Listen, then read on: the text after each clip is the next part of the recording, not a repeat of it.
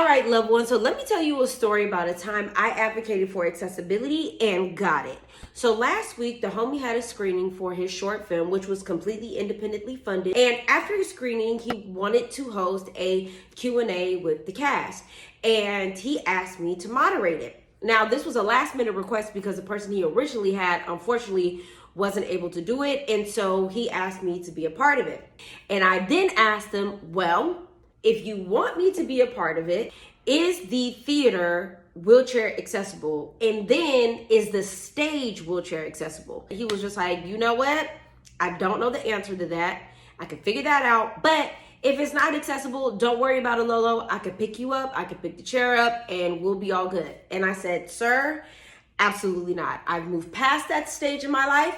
I'm too grown to be getting picked up out of my chair to begin with.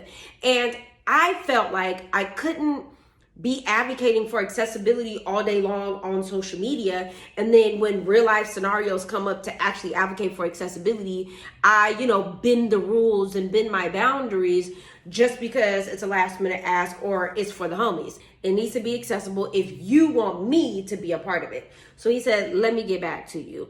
Fast forward. He ends up talking to the people at the theater. Not only were the people at the theater more than willing to accommodate because the stage wasn't accessible for me to get on, but they had recognized where they fell short in not having accessibility. And not only that, but was actually able to come up with a solution.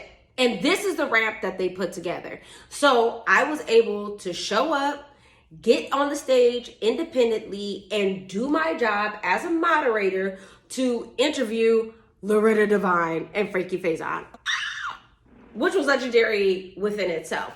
But what I love most about what happened is the fact that my friend, along with the owners of the theater, were willing to come up with a solution for accessibility instead of just saying, oops, sorry, it's not accessible.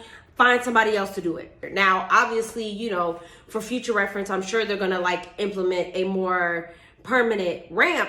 But for the sake of time, the fact that they were able to come up with a solution that quickly was really dope of them. And I really just loved it. So make sure you're advocating for accessibility.